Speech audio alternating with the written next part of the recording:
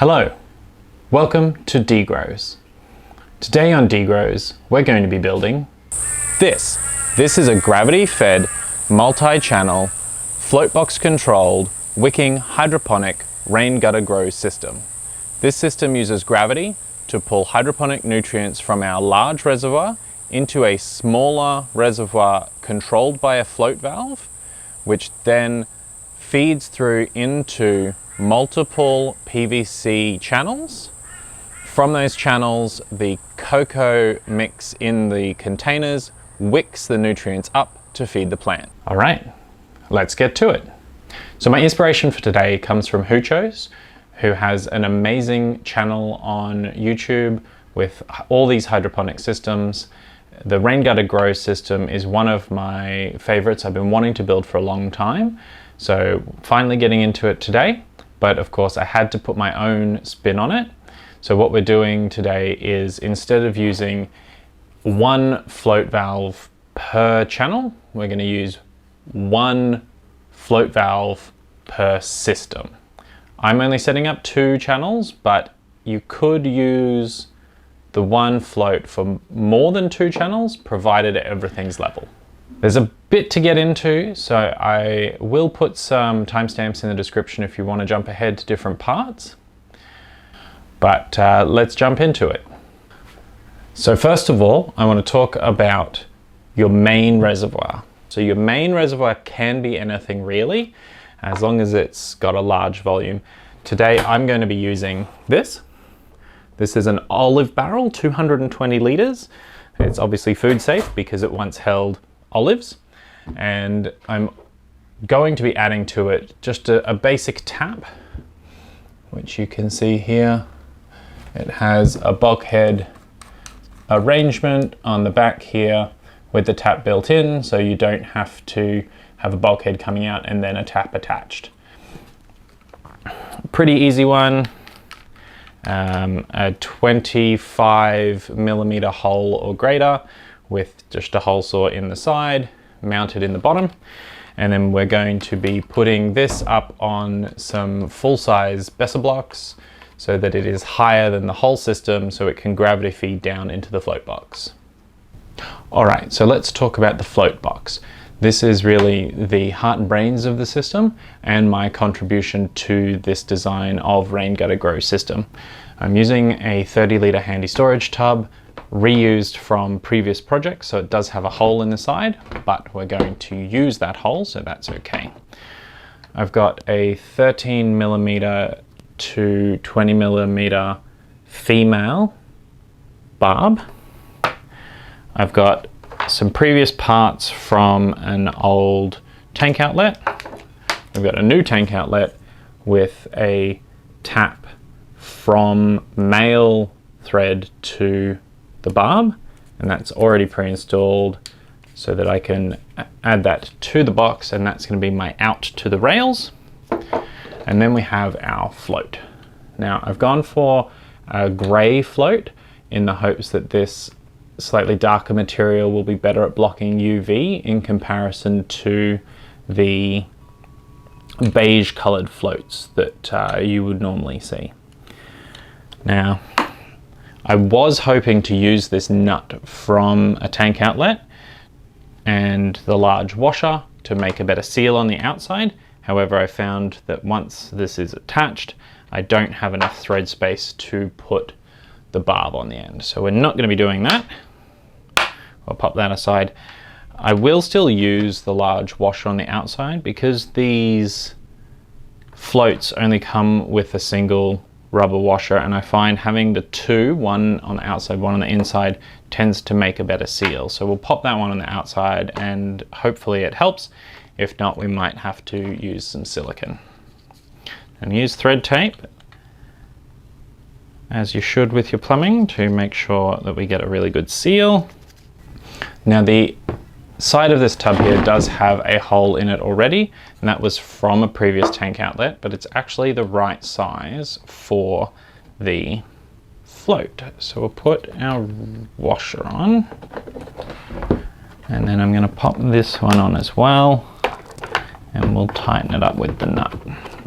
Now we want to make sure that the float will turn off when it's up. I think that should be pretty good. And then I'm just going to screw this one on the end. Now that's it for the inlet side. So from our gravity reservoir, we'll come in here and it will fill the box up. And then once we get to our preset level, which will match the level we want in the rails, which will be to the side, and then it will stop feeding from the reservoir until the rails use the nutrient through wicking into the containers, and then this will drop, it'll open, and this will fill again. Now, this is going to sit here.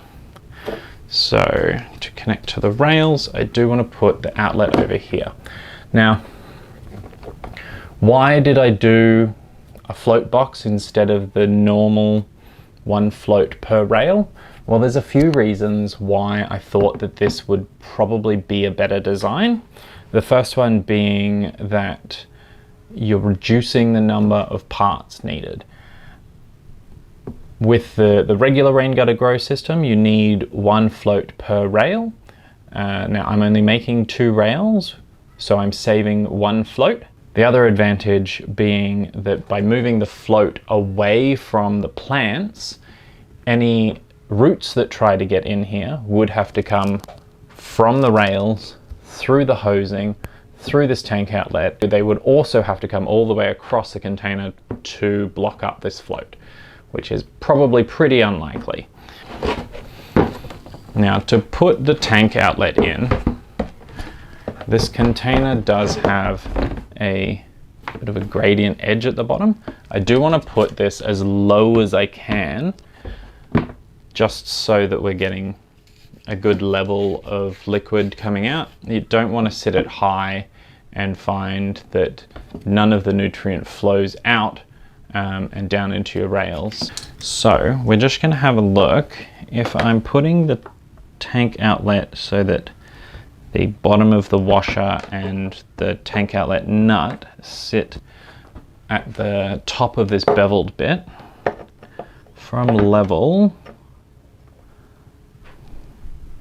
the bottom of the outlet hole will sit at about 50 millimeters.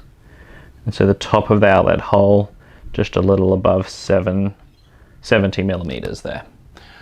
Now, that could seem like a problem because the rails are only 50 millimeters. However, this box will be sitting a little bit lower than the rails. So that's going to be perfectly fine in terms of the water level. So now I just need to mark this, drill the hole, and we can put the tap in.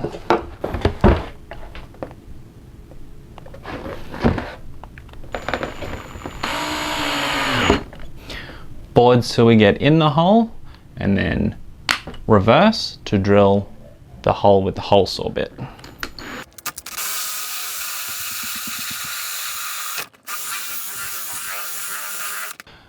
So I'm conscious that this hole saw is a little bit small for the thread here.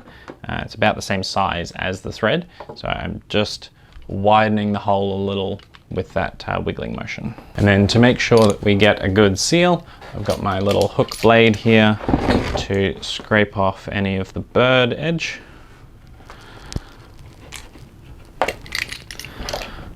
Otherwise that bird edge can hold your little rubber washer up and stop it from sealing properly. And now this one. Now this is going to seal quite close down, so I am going to put some thread tape, but it's only going to be a little bit on the edge here. And you see what I mean? I've used a 25 millimeter hole saw, and it's not quite large enough for me to just slide the tank outlet in. I could use a larger hole saw to make a larger hole, but I think doing it this way should result in a bit of a better seal because we don't have as much of a hole around the tank outlet. All right. And then we have this washer for inside. All right, so the inner nut is now sealed down as tight as I can get it by hand. And just to make sure that it has a really good seal, I'm just going to use a pair of vice grips. You could use a large wrench if you've got one, but I don't have one. And we're just going to hold it gently enough that we can turn it. I don't want to burr the plastic or anything. But about a good quarter extra turn. That feels really nice and tight in there. So that should be watertight. I'll fill this with water when we're checking the levels of the rails, but it should be all good. All right, so that is the float box done. Let's move on to the next bit of the system. All right, so let's talk about our rails themselves. I'm using a 100 by 50 millimeter PVC downpipe, and we will need to seal the ends. Now, Hoocho's has some incredible 3D modeling work that he's done with end caps to suit the channels. However, at the moment, I don't have access to a 3D printer to get this done, and I have some seedlings that I need to get planted. So what we're going to do is we're going to do it the older way, using an adapter from the downpipe to the round pipe here. This is a 90 millimeter. To that, I've got a threaded insert, which will go inside like that, and then a threaded cap. I'm doing threaded caps on both ends so that I can pull the whole rail apart if I need to by taking the threaded caps off. You do have this black seal inside, so this will seal really well to the threaded insert. However, you will need to PVC cement the threaded insert into the adapter, and then PVC cement the adapter onto the rail itself. I'm also going to be running some silicone around where the adapter attaches to the rail, because I've seen that they leak a little bit, and I've test glued one and it does have a little bit of gap. So I'm just going to put some silicone around it there as well. Now for the end of the rail that connects to the float box, this is a 13 millimeter to 20 millimeter director. So to get this one into here, this is a 25 millimeter hole saw bit, and the easiest thing that I found is to put this on a drill press if you have access, and you can easily and accurately drill down through the lid and attach that one that way. So I will go drill that and I will be back. All right, so I've drilled the hole through the end cap. One thing I should note is because of the rubber gasket, you may want to take that out just in case, so you don't run the risk of hitting it. If it's seated in there nicely, all you really need to do is just give the end cap a whack and then it'll come out. Then you can drill with no worries that you're going to hit that. Now I've got a little hook knife here, which is really good for just scraping the insides, just in case, so I don't have to worry too much about siliconing it up. Hopefully, I'm just going to put some thread tape on the very bottom few threads of the fitting here, like so, and then we can screw it in. All right, there we go.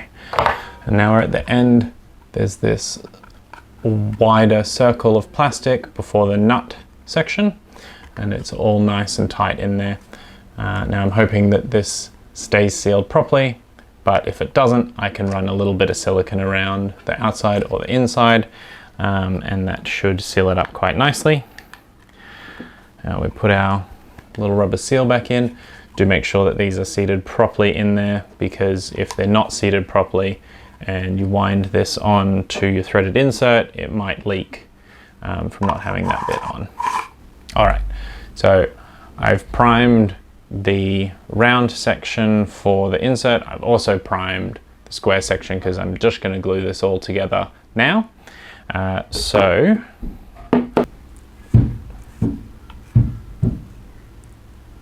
now that's going to sit like this. We've got our threaded bit there, so we're going to push that together like so. It sits pretty good at the bottom. And then I'm just going to reach in and hold the threaded insert and take the cap off. And now we know when that sets that putting this lid on, the barb is going to sit at the bottom of the channel, which is what we want. And now we're going to glue this onto the channel itself. And then we glue them together like that. And I've got these little squares of gym mat foam that I'm just jamming in to the channel and twisting up so that they push the edges of the channel apart, which should give a better contact into the adapter. All right, so we're going to repeat the process now, putting one barbed cap on each end of our two channels and one just plain cap end. So the next step is to put the timber and the rails in place and make sure everything's level. What I've done is I've taken two 200 by 50 millimeter treated pine sleepers and cut one of them in half. So we'll have one half closer to the wall, which you'll see behind me, a rail, a 200, and then the other 100 mil sleeper.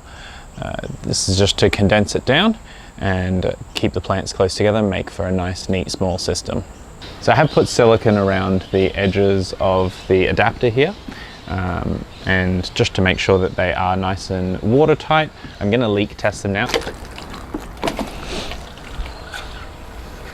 If we just check, we do have a bit of a leak here on the top of the rail, and there's a little leak on the bottom.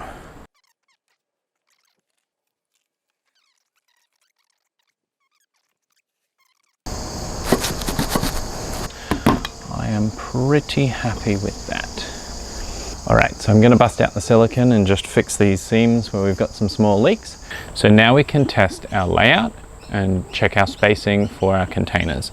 So I have 11 20-litre buckets, as well as 6 16-litre tubs.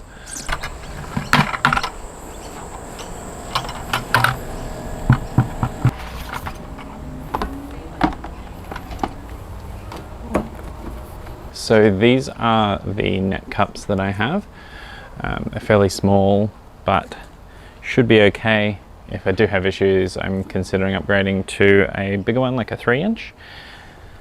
I've got two hole saws here. This one is a 51 millimeter, which will be large enough that the cup won't slip through the bucket. And then I've got a slightly larger 54, which will be for the holes in the rails. And there's our hole. And there's our net cup.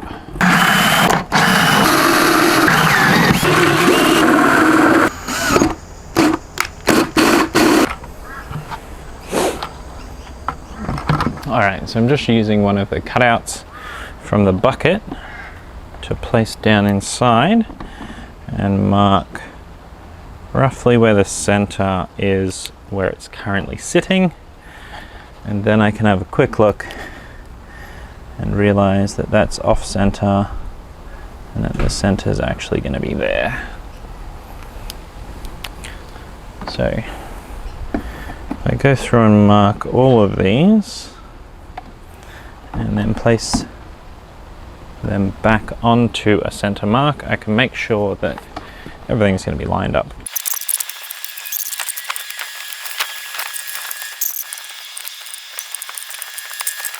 All right, so the rails are all marked, and now we can go along with our slightly larger hole saw, 54 millimeter, and drill out the holes.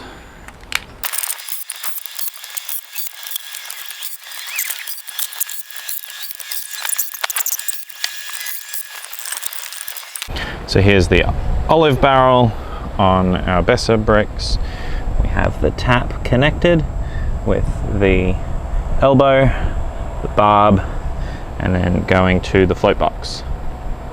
So here is the float box, and I have just cut the end off of the bulkhead so that the water level can get in properly.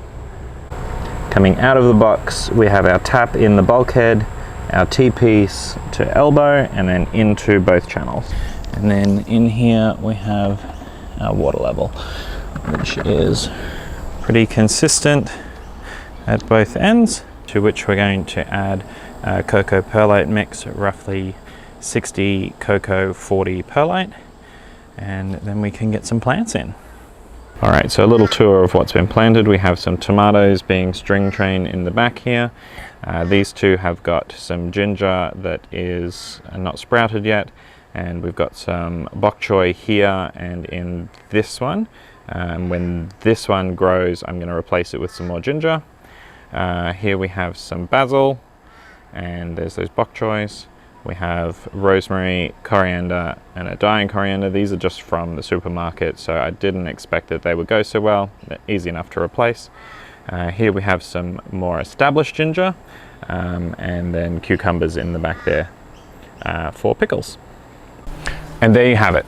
That is how to build a gravity-fed, multi-channel, floatbox controlled, wicking hydroponic rain gutter grow system. I do have some further plans for this system in the near future, including adding hose disconnects between the reservoir and floatbox, as well as the floatbox and the channels, so that the floatbox and reservoir can be disconnected for cleaning. And I'm going to keep an eye on it. If the sun is too much, I may need to shield the reservoir and the floatbox so that they're not heating up too much. But so far it's been going pretty well. The plants have been loving it and they are thriving. So I'm really happy with how this build has turned out. I hope you've enjoyed this episode of Degrows. I hope to make some more content like this in the future. But until then, happy hydroponicking, and I'll see you next time when D grows.